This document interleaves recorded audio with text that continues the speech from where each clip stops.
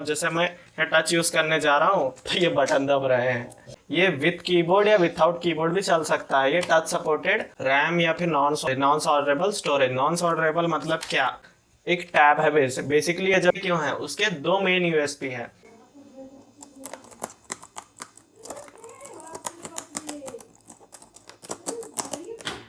आ गए आप लोग कि हर किसी को एक नया पंछी मिला है। हर कोई फैंटेसाइज कर रहा है कि मुझे चाहिए, तुझे चाहिए।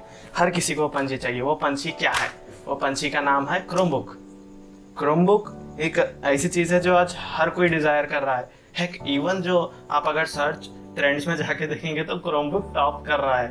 तो क्रोमबुक है क्या, उससे लेना वर्थ भी है, और क्रोमबुक से बेटर लैपटॉप है या लैपटॉप से बेटर क्रोमबुक है, ये सब डिस्कस करेंगे आज के इस वीडियो में। आगे बढ़ने से पहले एक छोटा सा डिस्क्लेमर कि ये वीडियो कोई ब्रांड को ऊंचा या नीचा नहीं दिखा रहा है। मैं कोई प्रोडक्ट रेकमेंड नहीं कर रहा हूँ स्पेसिफिक ब्रांड का। ये वीडियो सिर्फ इसलिए है कि अगर आप इन्वेस्ट कर रहे हैं, सबसे सेंसिबल ऑप्शन आपका क्या है। ये वीडियो का पर्पस बस वही है। तो उसी के साथ चलो वीडियो में आगे बढ़ते हैं।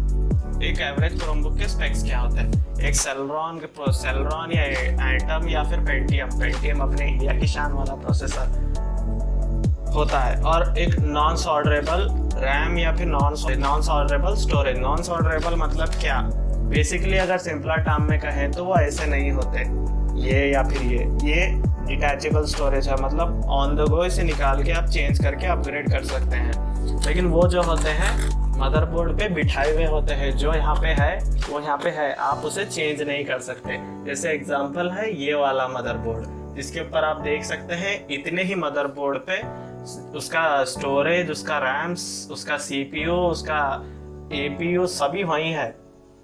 वही होता है क्रोमबुक के साथ। लेकिन क्रोमबुक लोग लेते क्यों है? उसके दो मेन यूएसपी हैं।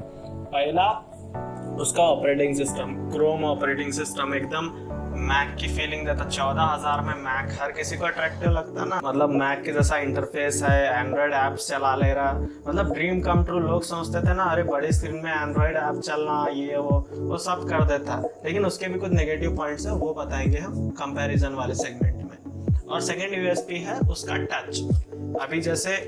अभी जैसे ये वाला है, अभी इसका कीबोर्ड ये विथ कीबोर्ड या विथआउट कीबोर्ड भी चल सकता है। ये टच सपोर्टेड एक टैब है बेसिकली। ये जब इसका कीबोर्ड निकल जाता है, टैब बन जाता है, कीबोर्ड लगा जब लैपटॉप बन जाता है। हालांकि उसके यूजेबिलिटी के ऊपर ना जाते हुए आपको बस मैंने कंपैरिजन बता दिया।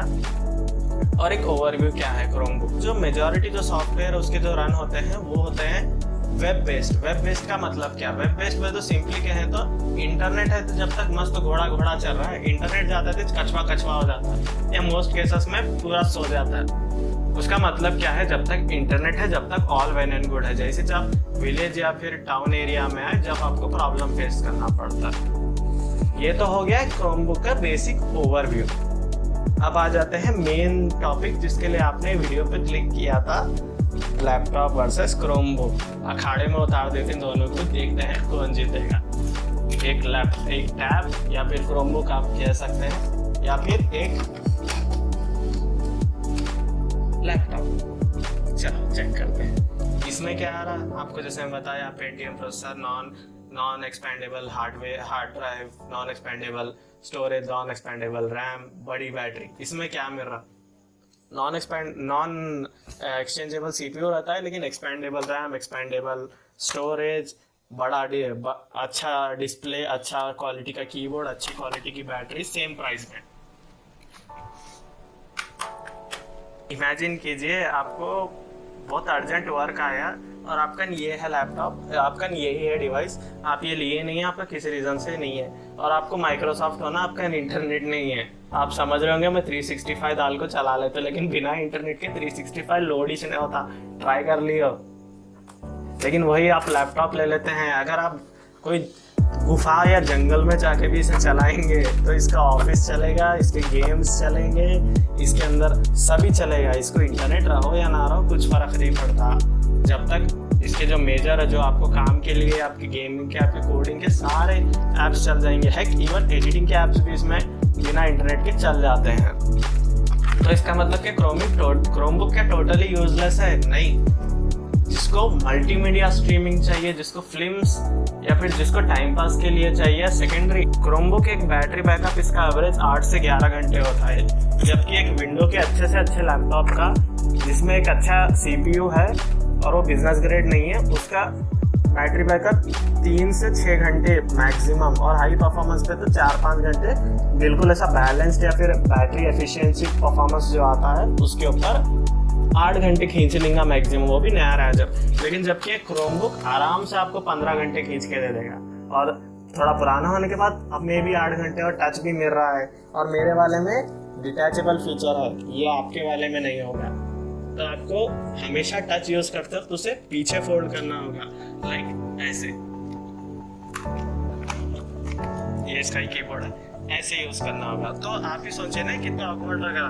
अब मैं इसे ऐसे यूज करूंगा, इसका वजन अप्रोक्सीमेटली 2 kgs नहीं भी पकड़ते, तो इसका ऐसे यूज करना कितना ऑकवर्ड होगा। लाइक अब जैसे मैं टच यूज करने जा रहा हूँ तो ये बटन दब रहे हैं, और ये कहाँ से देखो फंक्शनैलिटी कहाँ से है इसकी। हाँ, आप इसको ऐसे इसमें यूज कर सकते हैं, लाइक यूं यूज कर लिए तो चल जाता, लेकिन फिर वही है ना, आप क्यों टच के लिए आप ले रहे हैं तो डेडिकेटेड टैब ही ले, ये वाली अबॉमिनेशन ना ले, टच के लिए ले रहे हैं तो। हाँ, आपको स्ट्रीमिंग मल्टीमीडिया चाहिए और आपको लैपटॉप में जो फॉर्म फैक्टर है, यूजेबिलिटी ज़्यादा लगती है, तो जब आप क्रोमबुक के लिए जा सकते हैं। तो एक स्टूडेंट, अभी जो मेजॉरिटी जो क्रोमबुक लेने जा रहे हैं वो है स्टूडेंट सेगमेंट वाले, तो उन्हें क्रोमबुक जाना चाहिए या फिर ये लैपटॉप की तरफ जाना चाहिए। देखो, अगर तुम्हारा यूज़ है ये सेगमेंट में, लाइक कोडिंग हो गया या बिट ऑफ गेमिंग करते हो, या थोड़ा क्यूरियस हो, नए ऑपरेटिंग सिस्टम ट्राई करना चाहते हो, नया सॉफ्टवेयर ट्राई करना चाहते हो, कुछ भी नया ट्राई करना चाहते हो, और चाहते हो कि तुम्हारे बिल्कुल खतरनाक एक्सपेरिमेंट सारा सिस्टम सर्वाइव कर जाए, black screen of death, blue screen of death नहीं है, तो उसके लिए आप बेशक लैपटॉप पे जाओ। इसके साथ मैंने जितने एक्सपेरिमेंट किए हैं, अगर ये लिविंग थिंग होता तो मेरे ऊपर इतने केस लग जाते थे कि तो बोल ही नहीं सकते हम, इग्नोरिंग द डिटेल्स। लेकिन आप वही अगर एक क्रोमबुक पे लेते हैं, आपको मैं एक रियल लाइफ इंसिडेंट बताता हूँ। इसका और एक भाई अभी वो आउट ऑफ फ्रेम है, मैं उसकी फोटो डाल दूंगा यहाँ पे। वो जब डेड हो गया था, मैंने उसमें दूसरा ऑपरेटिंग सिस्टम डालने का ट्राई किया, वो टोटल डेड हो गया। मैं उसे रिपेयर कराने जा रहा था, उसने क्या बोला पता है, सेलर ने, कचरे में डाल दे इसको, ये बनता नहीं बोल के। तो वो प्रॉब्लम आती है, क्रोमबुक कोई रिपेयर करने को तैयार नहीं। जब on the other hand laptop आपको कहाँ भी रिपेयर हो जाएगा, और वो भी अफोर्डेबिलिटी में रिपेयर हो जाएगा।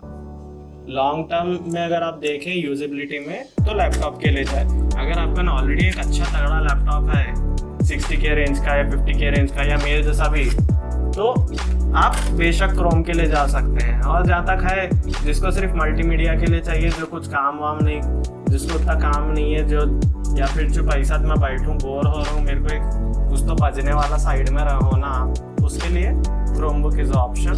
और इसी के साथ अपना वीडियो ख़त्म करते हैं बिना बड़ा करे। अगर आपको वीडियो पसंद आ रही है